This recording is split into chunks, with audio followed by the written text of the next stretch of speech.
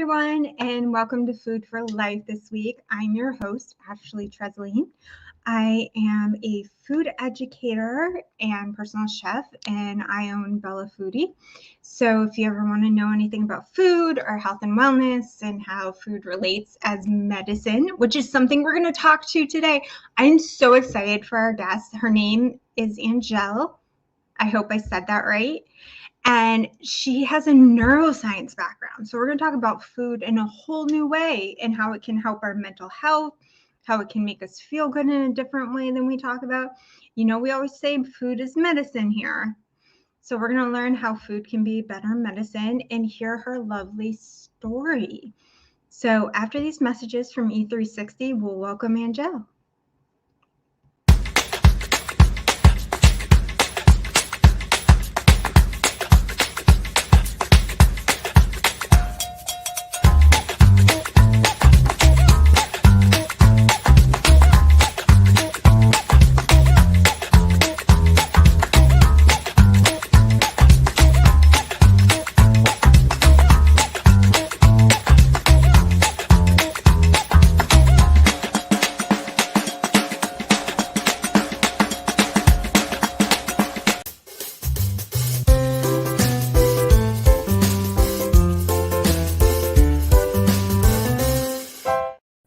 And we are back with our lovely and fabulous guest, Angelle. How are you today? I'm doing good. Thank you so much for having me. I'm super excited to be here. I am so excited because I love to hear how you see food, because it fits so much into what I talk to everyone about every week and what our guests talk about. But you have a neuroscience background, which I find so fascinating. Yes, it is very fascinating. I feel like the human brain absolutely geeks me out, and I love to talk to people about kind of how the real world kind of relates to the brain and thinking and the decisions and the choices that you make. Um, so initially, I started off actually with a focus kind of on wellness and healthy food and healthy meals and stuff like that. So I have a brand, it's called Healthy Vibes, and that's where I started making very like clean desserts, because around that time, I think this was like back towards like 2013, 2014, there really weren't that many options when it came to like clean and delicious desserts. I feel like all of like kind of the gluten-free stuff, and then there really wasn't actually that many gluten-free options or like healthier options, and if there were, they all tasted like cardboard and they were disgusting. Oh, I know how that goes. So why don't you tell our viewers just a teeny bit about yourself, and we'll get into like how all your company and your brand Mhm. came together, but just a little bit about yourself and a little like tidbit about your brand. Sure. So as Ashley had mentioned, my name's Angelle, and I reside in Atlanta, Georgia, and I run and operate a business called Healthy Vibes, as we had mentioned earlier. I have a neuroscience background, and I currently use that to help people really focus on their overall well-being, but more so from a mental health and particularly self-care standpoint. So I help people to really identify the habits that they're making in their life and create new and better and more sustainable habits to really help improve their overall wellness and being.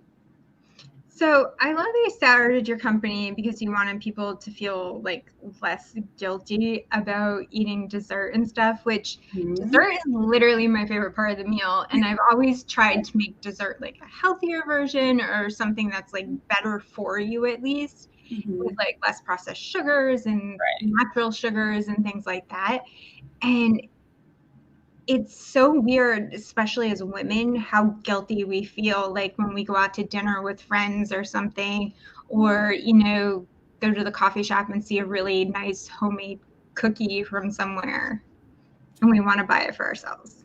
Yes, 100%. And I love the fact that you kind of attest to that guilt, because I feel like as women, it's something that we do all the time, especially when we kind of like make comments like, oh, I'm going to treat myself. Like I've been so good this week and stuff like that. I'm going to treat myself. And it's just like, you like treating yourself should just be like a natural part of your life.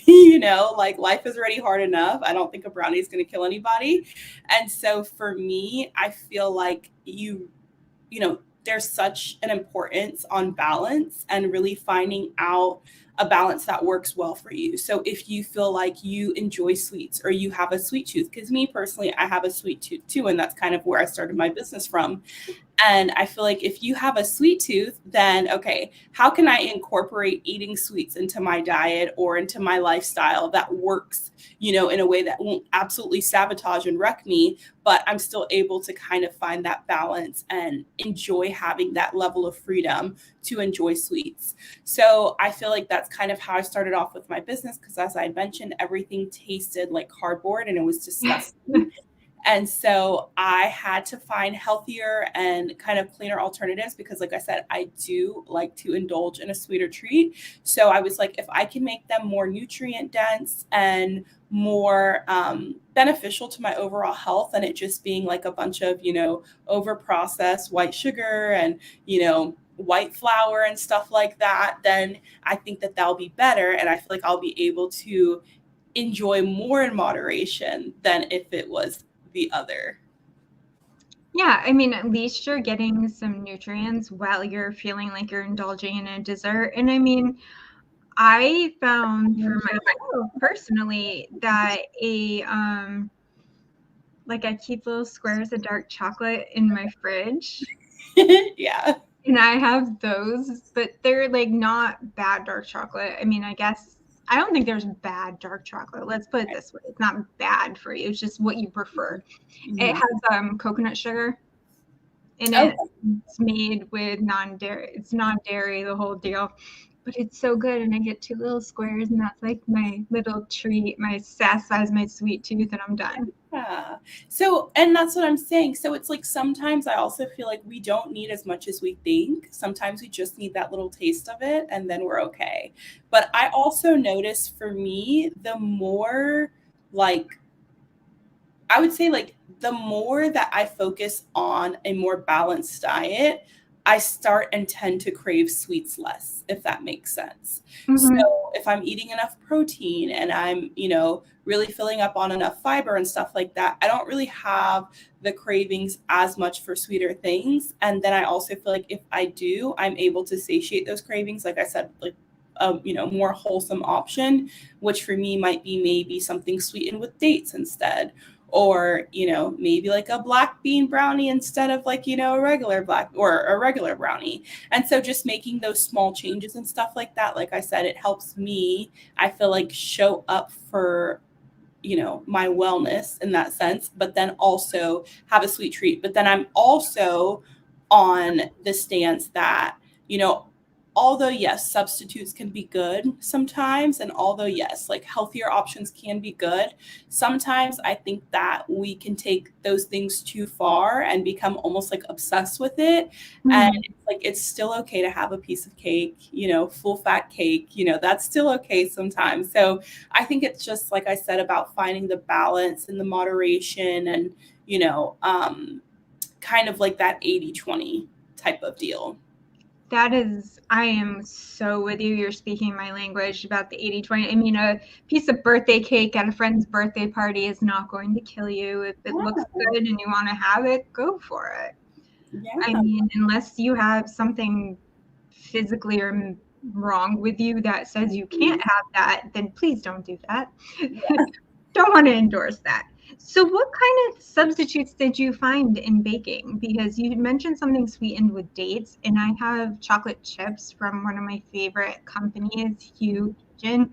And they use chocolate chips that are sweetened with date syrup, and I love them. They're like my favorite baking thing. Yes. So I like dates because, like I said, they're full of nutrients and I kind of think of them as like nature's candy or nature's sweetener, you know? So I would make a lot of time like different types of bliss balls. I would kind of just like experiment with the different type of flavors and the flavors that maybe I was craving in particular around that time. I would do things like, I would make a lot of different bars and stuff like that. So instead of rolling up the balls, I would kind of press them flat into a sheet and create kind of bars like that.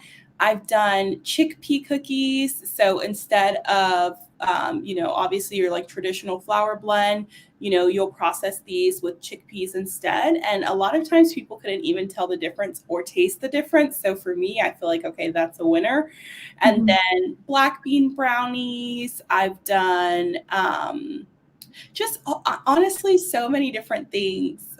Avocado mousse, all of those things that I feel like you can kind of just sneak in. And I feel like they make a huge difference. Lots of homemade protein bars, because I feel like a lot of times in the stores, they try to sneak in so many like extra nasty ingredients and stuff like that you really don't need. So I always encourage people that if they have the time, the energy, and the resources to, make as much food as they can at home, because at least you know what's being put into it, how heavily it's being processed and things like that. I think it makes a huge difference in your overall well-being. Like you talk about self-care, and we'll get into that a little bit later. Mm-hmm. But I feel like sometimes meal prepping and stuff, I mean, I like to cook. It's my job. It makes me happy. And I feel like meal prepping for yourself, like I try to tell my clients that, meal prepping for yourself, for the family, is a form of self-care, because you're, one, making your life easier as the week goes on. And two, that you're giving yourself the nutrients that you need and the healthy food that you need to fuel your body all week long, or your kids through their soccer practice or basketball or whatever, and that they're not just going through a drive-through somewhere. Exactly. And like you said, I think meal prepping is an amazing option if you have the time. I think for me, I always make the time. I think a lot of times we have this thing where we're so busy, and especially I always feel like, especially in the American culture, I think we're always so busy, right? We're always on the go, go, go, go, go. And so it's easier, and people feel like it's easier just to roll into a drive-through, or it's easier just, grab breakfast on the way to work. And sometimes, yes, I agree it is. But I feel like if you prioritize kind of your overall wellness, then I feel like making time for things that are going to contribute to your overall health is going to make the difference. So obviously things like, meal prepping, just taking that extra time, maybe on the weekends or when you have that extra block of time to sit down, create a menu that you feel like you're going to enjoy that week with some healthier and more wholesome options. And then going in and, either creating those things, batch cooking them, or cooking a lot of time, or, whatever makes the most sense for you and your lifestyle, freezing some if you need to, using frozen vegetables maybe instead of fresh vegetables, or using what's in season. So just, small things like that, I feel like make a huge difference. And, prioritizing other things like, time for fitness, and, time for exercise, and maybe time outside. Or, I always tell people, I'm like, whatever it is that, is important to you is what's going to compromise your self-care, So I feel like if you love working out, then, you're going to prioritize that. But my own idea of the things that I love and the next person's may be very different. So that's why I always tell people, like, especially like, when we're getting started, or we're, sitting down and trying to work through some stuff, and they're always like, well, I don't know where to start, and I'm confused. Like, I'm like so busy. I don't have time for self-care. And I'm like, self-care isn't always just bubble baths and massages and stuff like that. I feel like sometimes self-care is really getting in and doing the hard work, and asking yourself what's important to you and creating a plan to really start prioritizing that in your life. So, I mean, did you feel like creating desserts that were healthy for you and sharing them with people was a form of self-care for you? I did, because for me, I've always loved cooking and I've always loved baking. So for me, it was very therapeutic. So for me, cooking is like therapy, baking is like therapy. It's something that I can kind of get in my zone. I don't have to think too much about, and I can actually be present in the moment. So I can actually think about the colors, you know, that I'm cooking with. I can think about the textures that I'm feeling, you know, I can think about, you know, maybe the taste of the food. So I think it really gives me that chance to slow down, think about what's happening, you know, process the things that are happening, and then going from there. I definitely get that. And I feel that way too sometimes, just getting in the kitchen and thinking and not feeling like stressed about it. I also teach kids how to cook. So I'm always teaching them like a science lesson around baking, because baking is actually science, whereas cooking, there's some science, but there's a bit of freestyling you can do. But baking, if you do it wrong, oh boy, you're going to have a bad science project on the horizon. Yes, exactly. I feel like baking definitely has more of a science to it. Um, but like I said, I enjoy it. And with anything, I feel like the more you do it, the better you get at it. So it's just, you know, if it's important to you, just, you know, be consistent and eventually it'll pay off. Now, I know you have little ones. Are they old enough to get in the kitchen with you yet? So I have a son and he's 2, he'll be 3 actually this month. So sometimes I will pull him in and help, but I'm not going to lie, sometimes it's more stressful to pull him in at this point than it is more therapeutic. So sometimes I'm just like, why don't you watch, you know, from, you know, the corner or something, or from the background, and I'll do the main stuff. I'll do the heavy lifting, but and then obviously my daughter, she's like 9 months, so she's still too small to really get familiar in the kitchen just yet. But I feel like once she's old enough, and then I feel like once my son is a little bit more coordinated, then, you know, I can bring them both in. But yeah, it's important to me. So I feel like, and especially in their lives, I want them to be, you know, independent and self-sufficient. So having those skills like cooking and stuff like that is really important as well. I can't tell you how many classes I have taught for people like young adults that have just gotten out of college, and cooking is not a skill anybody knows how to do anymore. Yeah, that and laundry. Yeah, apparently that's just not something people know how to do. Yeah, which I thought was interesting. I thought that was like, you know, a skill that was necessary to survive at some point, but maybe not anymore. I don't know. I don't know. I maybe it was different. Like I learned to cook at a young age. I don't know if cooking and baking, was that something in your family that was important, or is that something you learned as you got older? So I feel like it was kind of both. Like my mom always cooked a lot and she's a great cook. And I feel like she kind of showed me the importance of cooking. But then I feel like as I got older, like I kind of started to enjoy it more for myself, and not just because like she wanted me to cook something, but because I actually enjoyed it. So like I said, as that time went on, it just kind of like continued to sharpen my skill set, sharpen things like that. So I still love it. I still do it every day. And so I enjoy it. That's good. Did your mom ever cook? Is there something special of hers that you just can't get right in the kitchen? You know, that's a funny question. Honestly, that's a good question. I don't think so, because I feel like she shared most of her secrets and recipes with me. So I don't feel like there's anything I couldn't recreate. But I feel like regardless of whatever I cook, it'll never be as good as hers. Because I feel like, you know, when your mom cooks for you, it's just different. Yeah, well, I mean, it's a little different. Like, I come from an Italian family. So the Italians they never measured anything. They knew how much was in it. And like my great grandmother would be like, yeah, it's this much of that cup you put in. And it's when it feels like this. Like, my great grandmother never like really explained. Like, you had to watch her do things. She just did it. Like, Yeah, baking, cooking, didn't even think about it. right. So, like, half the family has been trying to figure out some of her recipes before she died. It was hysterical. It's just that's how we grew up. So I was just wondering if your family had something similar. Yeah, we definitely don't really.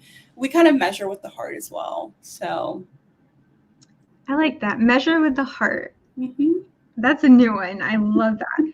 So I saw you have amazing, delicious flavors on your website of some of the desserts you had. You had a deep dish chocolate chip cookie and a thinner mint cookies and vegan chocolate pretzel pie. Like, are these things that you offer for people in your area, or is this stuff that you ship places?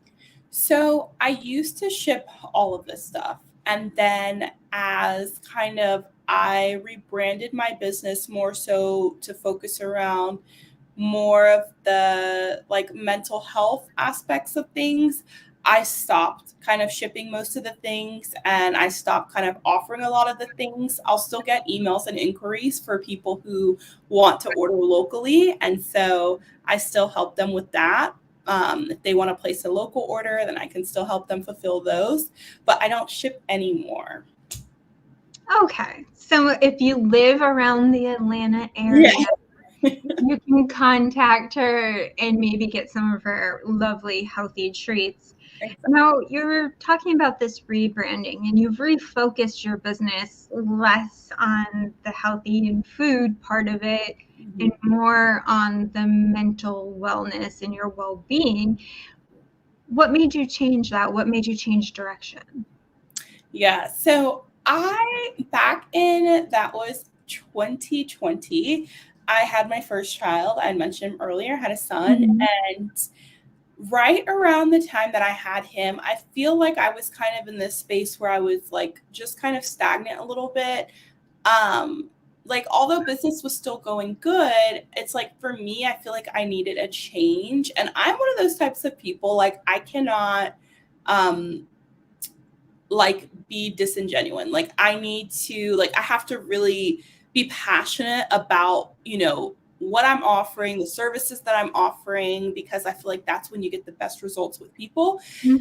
and the best results for people. And I feel like after I had him, so right when I had him, I'm not kidding you, the day that I had him is the day that everything like shut down. So everything went into lockdown at this point with the pandemic. And so I, took him back from the hospital and stuff like that. We got acquainted and it was interesting because all of the people that like were supposed to show up and come around and stuff like that, nobody could come around. I couldn't have any help because of COVID and stuff like that. So it ended up being a very isolating time, I would say, for me. And I ended up developing postpartum depression and also a really, really debilitating case of postpartum anxiety. And so I have always kind of suffered with random bouts of anxiety here and there, but Mhm. I've never like really dealt with depression or anything like that. For the most part, I always felt like I, was fine.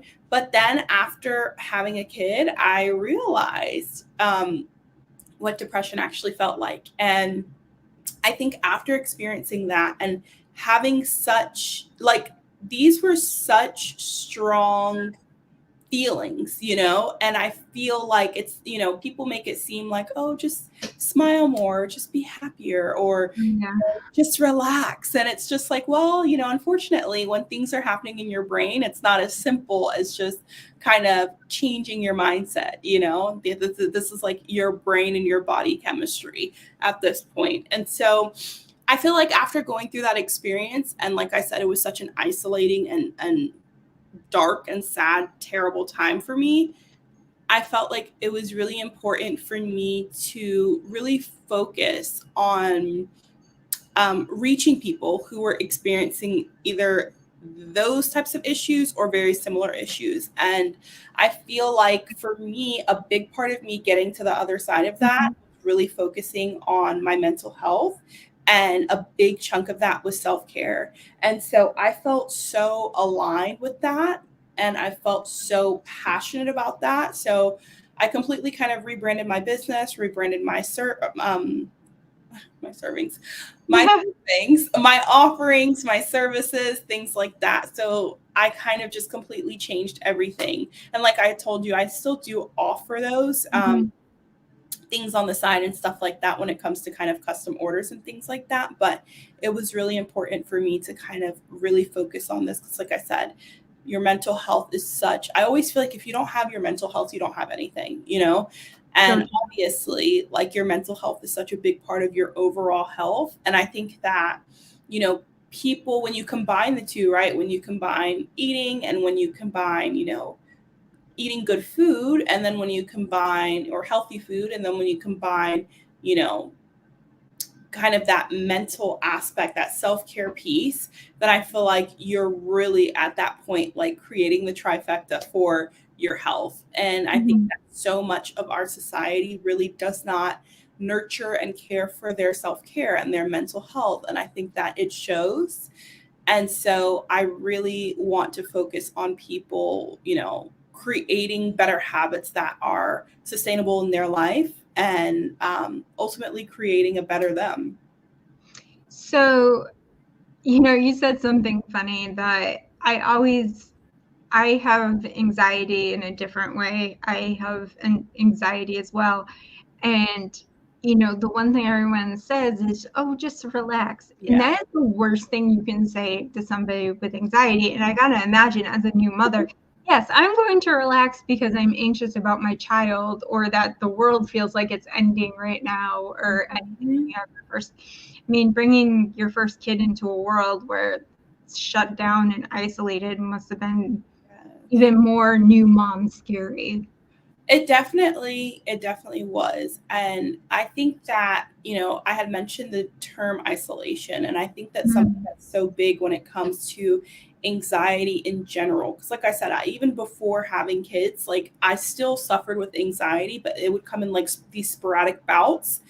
And I feel like anxiety in itself can be so isolating, and it can be so sad, and it can be so tough, because a lot of times if you're talking to somebody who doesn't understand anxiety, or somebody who doesn't really experience anxiety, then they're just like, you know, they don't understand why you just can't let it go. You know, they're just like, well, why can't you just relax, you know, or why can't you just, you know, well, just calm down, you know, take it easy, and all the things that they say, you know. And I'm sure that they mean well, but it's not as simple as that, because obviously there's so many factors, right, that are playing into your anxiety, and people have anxiety for different reasons. So you have to take a step back and really think about and inquire why it is that you're even kind of having anxiety. So first, you know, you need to get to the root cause of your anxiety, and then you can kind of, you know, create a wellness plan from there. But as I had mentioned much earlier in our conversation,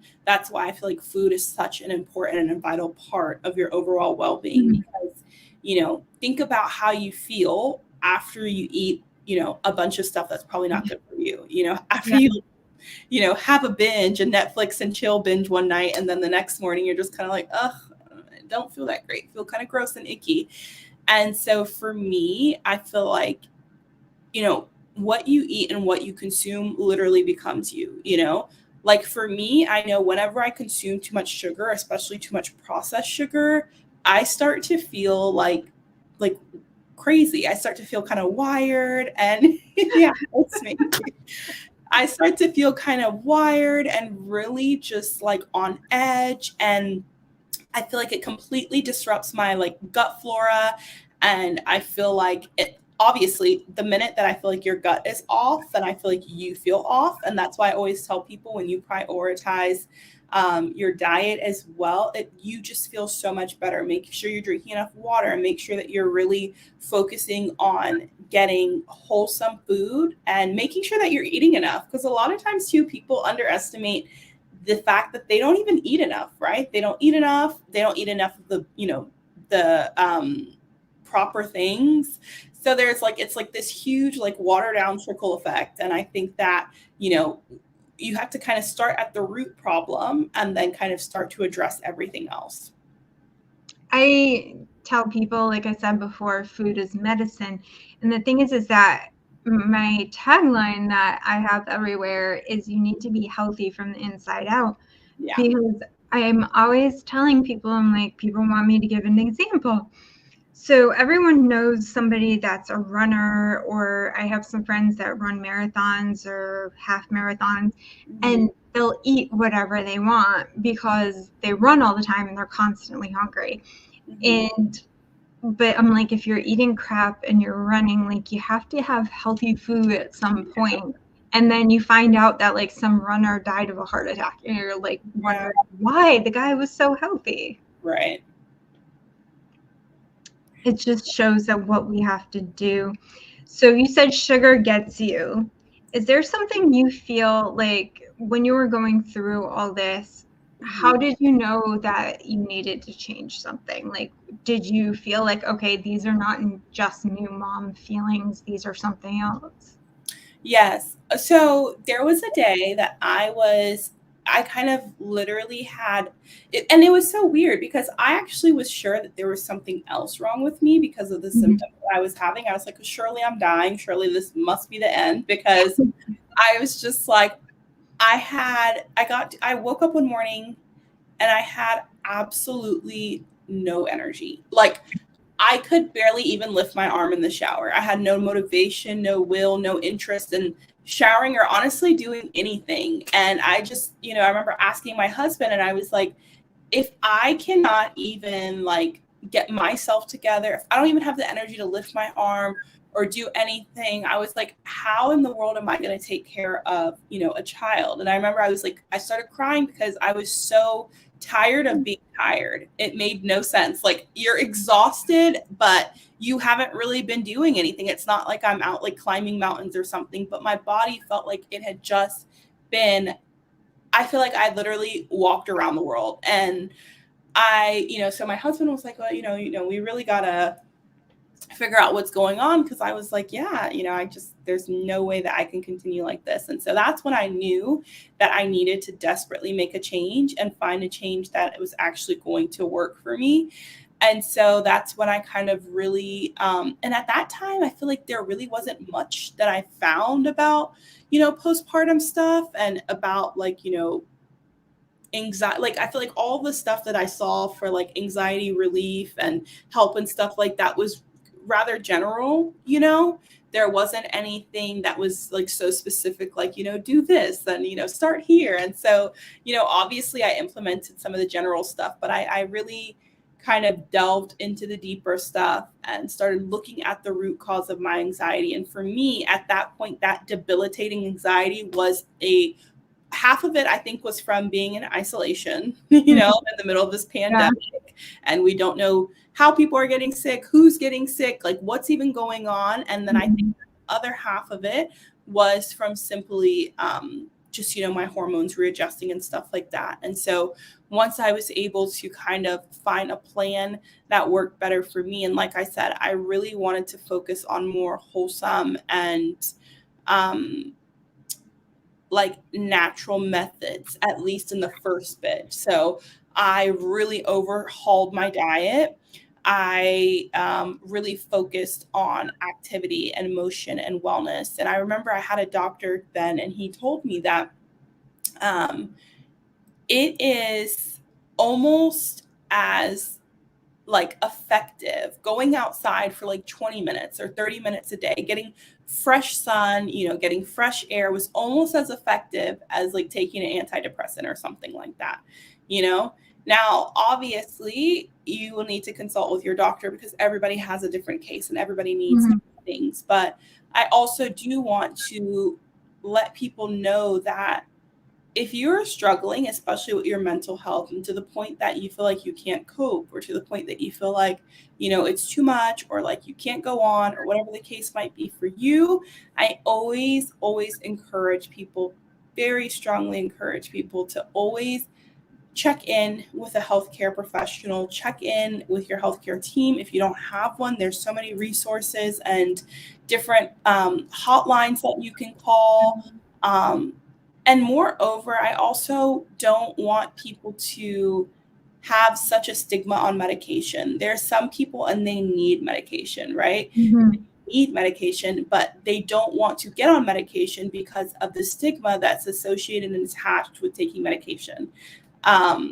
So I feel like it's really important as a society that we really kind of start to, and I think we're doing better, but really start to focus on the importance of mental health and what that looks like for people. I find that people are being a little more understanding, especially since the mental health problems that came out of the pandemic, all the way from kids to adults to everyone that didn't have anxiety or depression or whatever, they all felt some version of that to some extent. Mm-hmm. So people are a little more understanding. Mm-hmm. The people that, you're right, talking to people that don't have anxiety and they don't understand, you feel kind of like you're crazy. You honestly feel a little crazy because you're obsessing about something you can't stop obsessing about. Exactly. So you were talking about movement. I actually work out more for my mental health than my physical health, which makes no sense. Yeah. So they're like, why? I'm like, because basically my doctor told me that it helps, like the movement, the adrenaline, and the chemicals that your body releases after a workout. It could be anything from walking to yoga, whatever is good for you. So I don't advocate any particular workout. Right. Yes. So I think you made a huge point. So when you're working out and stuff like that, your body releases endorphins, just different types of chemicals. And a lot of times those will help you feel better. So a lot of times people will work out, and not because they, necessarily want to work out, or not because they necessarily need to work out, but they will work out simply because they know that it helps them feel better. And so it's just like, moving your body and kind of slowly integrating some form of movement that could be, just, soft, slow stretching starting out. That could be something like, yoga. That could be a run if you enjoy cardio. I hate cardio, so I'm probably not the person to ask about that. But I do like getting out in the afternoons for like a walk just to help break up my day and get some fresh air and some sun. So I think just like I said, incorporating it in a way that works for you and your lifestyle, maybe if you work nights or something like that, that in the morning when you get off, you can, kind of go out and take a quick walk before, you maybe get back into sleep or whatever the case might be. So what workouts did you try, or what do you do for a workout that you enjoy? So like I said, I'm huge on sustainability. So I know if I have to wake up every morning and go to the gym, I'm not going to do it because number one, it doesn't work with my life, and I have really small kids, and it's just very difficult for me to get out at that time of the morning that I would be free to go to the gym. So what I do is there's a lady, and I watch all of her YouTube videos online. And so she works out, and they're very quick but effective workouts. They're like 30 minutes, so I can get it done. It's effective. I feel it. I see it. So I am very pleased with that. And so I use her, and then usually in the afternoon, like after I'm done working for a little bit, I will go outside and take maybe like a 20 or 30-minute walk just to help break up my day some. So I'm not, sitting down the whole day or, looking at a screen the whole day. So that's kind of how I try to incorporate more movement. And then maybe on the weekends, maybe take the kids out more and stuff like that. And, then maybe we go to a park or something where we can move around a little bit more as well. Well, I got to imagine chasing around after a 3-year-old keeps you pretty busy. Yeah, so I definitely am getting my steps in there too. Especially boys, they always seem to be a little more active. Definitely a little bit more active. Uh-huh. So you have some really cool things on your website that I was looking at, is that you said you changed your offerings and stuff. Mm-hmm. And I noticed that you have this really cool like planner that helps with like self-tracking and helping with habits. Can you tell us a little more about that? Sure. So I created a self-care planner essentially. And so what it is it's like I had mentioned before, a lot of times people would always ask me about how they can get started. Like, they want to start prioritizing their self-care, but they're not sure where to get started or how to get started. So I created the Vibe Manuscript, which is a 6-week guided self-care planner. and journal, right? So every day there's a new self-care prompt, and it encourages you to really take a step back and, prioritize that act for the day. And every day there's a hydration tracker as well, so you can mark how much water you've been drinking, because like I said, a lot of times dehydration can also contribute to anxiety and different things like that in your overall well-being. And then there's also space for you to write down exactly how you're feeling that day. There's space for you to compare how you felt at the beginning of the journal to how you felt at the end of the journal. And so you'll see every day kind of is a piece of self-care, but it's curated in mind to help you kind of overhaul your mental health and your self-care journey. So I'm not going to tell you to do like 4 things in one day, or I break it down very simply. Like I said, they're very small and manageable tasks. That's just 1 task a day, and you just focus on that. And people absolutely loved it. I feel like I get messages all the time saying that just after a couple days, like people are starting to notice a difference, and just having that designated time to really focus on their self-care and their wellness is what they enjoy as well. So it's been a very interesting experience, but it's been great. I like that. You can help people start tracking it, start feeling what works for them. Now, what do you say to people when they say, I get this sometimes because there's things I need to do to manage my anxiety and to help me start, like, to take care of me. Like, I have MS, so there's 1,000 things I got to do to take care of myself, but also mentally the things I have to do. And people think it's selfish sometimes because you have to take those few minutes or whatever you need to do. And I've heard people say, well, aren't you being selfish, or why aren't you, like, things like that? And I'm like, but it's not what I'm doing. Right. So I always tell people, when they're met with comments like that, I always tell people, on any time that you're flying, or you're taking a plane, what do they always tell you? They always tell you, like, if anything, God forbid, happens, that you have to put on your own mask first, right? You have to put on your own oxygen mask first. Before you consider or look at anybody else, you've got to put yours on first. And that's because you have to take care of you, right? If you cannot take care of you, like if you are not a functioning, like, adult and you cannot do anything, then how are you going to take care of the people around you? So I always tell people that you cannot pour from an empty cup, and it's really important that you constantly work on filling up your cup so that you can be supportive for other people.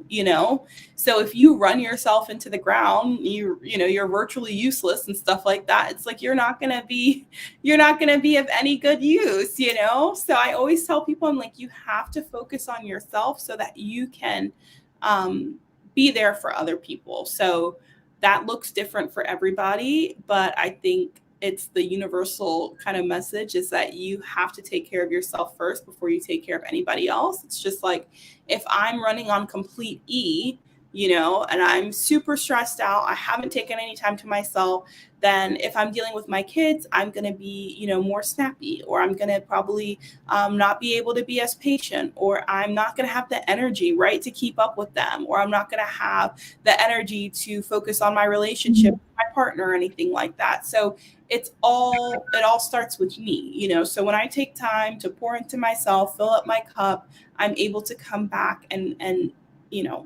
disperse that love.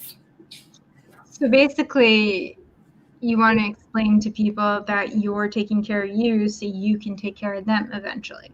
Exactly. I like that. So you also offer one-on-one self-care sessions. What can people expect if they sign up for that? Sure. So usually a lot of times when people work with me one-on-one, we kind of sit down and we look at what their current life looks like. We kind of delve into all the details, like what type of work they do, what their daily routine kind of looks like, what they would like it to look like. And then we sit down and kind of we create a plan based on all the specifics and details that they've outlined. So a lot of times their transformation will look like creating habits that they want, and not the habits that they have, but the habits that they want, focusing on the habits that they want, and figuring out how to incorporate it into their schedules and figuring out how to prioritize it into their schedules. And then also any additional things that they feel like they really want to focus on or do, that makes a huge difference as well.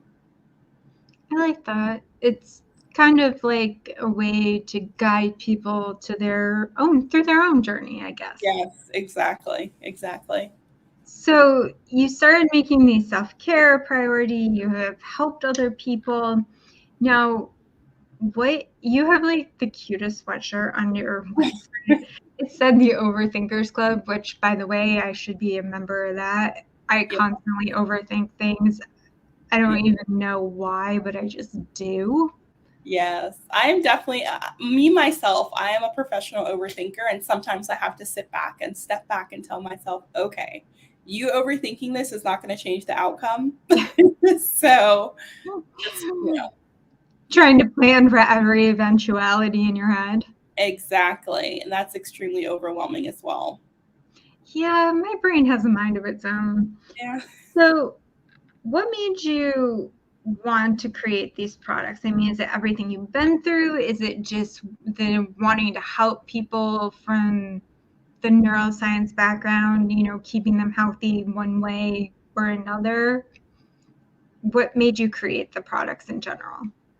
So yeah, I definitely feel like it was a mix of things. I feel like, from what I was, a mix of what I've been through, and then also a mix of wanting to help other people as well and help them not to feel as isolated or as alone in their journeys too, because like I said, it makes a huge difference, especially when people are on that journey. I think that, when maybe you're on the other side of it, or maybe you're feeling better, it's easier for you to kind of talk about it. But I feel like when you're in it and you're, really in there, I think it's really tough, and it's tough for you to open up and be honest about things that you're experiencing. So I do my best to encourage everyone and everyone that I work with to just kind of be open and honest with themselves, even if they don't want to be honest with other people, but to be open and honest with themselves so that they can really start to overhaul their mental health. So what's next for Healthy Vibes? What do you have coming up? So I'm currently in the process of creating lots of new resources for mental health. So a lot more resources that people can access digitally, and at a price point that is helpful to much more people, and also and accessible to much more people. And also I'm in the process right now of building out a membership for moms with small children and postpartum moms. So I'm super excited about that, and hopefully that should be launching in, I think, within the next month or so. Well, that's good. I mean, if you have an online community, no matter what happens, you always have support, right? Exactly. That's great. So you have all this, and there was one aspect on your website that, I mean, you're helping all these people, but I saw an aspect on your website and I was reading it. You have a giving back section. Yes. So we take a portion of all of our proceeds and we help disperse those in West Africa. So a lot of times we will use those proceeds to buy kind of like essentials, a lot of times for children. So that could be things like clean clothes, clean water, food, healthier food options, just whatever they're in need of at that time. So we work with different kind of organizations to help provide those things. And so it's nice knowing that all of your purchases contribute to a bigger purchase in the end. That's amazing to be able to help with like little things or healthy eating for people and know that you're making a difference in a different part of the world. What made you choose that part of the world? Do you have so I have family. Yes, I have family and relatives that are over there. So it's just kind of like giving back to home. That's great. So would you like to share any parting thoughts or words with our audience? You can talk for as long as you want. Just tell me, well, not as long as you want. You do eventually have to go off the air. Right. But a few minutes to share your last parting knowledge with everyone. So honestly, I feel like the best thing you can do is just find me, come connect with me over on MySpace and the internet. I especially I connect with people via email. I talk to a lot of people via DMs. And so I love connecting with new people that I meet. And I also encourage people to continue sharing their stories and being open and honest about their struggles, because I think it inspires other people to do the same. I also encourage people to prioritize themselves more often. I always say that self-care is not selfish. Prioritizing yourself is not selfish, no matter how other people may, take it or make it seem like it's not a selfish act. And if you don't prioritize I always tell people, I'm like, in the end, people are going to do what's important to them. People are going to prioritize what's important to them. Like, let's say if you're working at a job or something like that, and you notice that, okay, your job probably doesn't care about you as much as you would hope or as much as you would think, it's important to care about yourself, because I always say nobody's going to care about you more than you. That's just what it comes down to. That is definitely true. So you guys make sure you go and connect with her over on her website or on social media. Mm-hmm. And it's Healthy Vibes in Healthy Vibes ATL on Instagram. Yep. And Angelle, thank you so much for coming on and sharing your story and about your business. And I'm so glad that we had you. Yes, and I'm so glad that we were able to connect and make this happen. So I had a blast, and I really, really hope that this conversation helps somebody out there. I always say, even if it just touches one person, it's enough. I agree. Hopefully somebody heard us and they'll be helping themselves or helping someone else. Yes. So you have a lovely evening, and I will talk to you soon. Okay. Bye. Thank you. Bye. Wasn't she lovely, you guys? We got to talk about some really fun things and enjoy science from a different perspective and talk about food and medicine.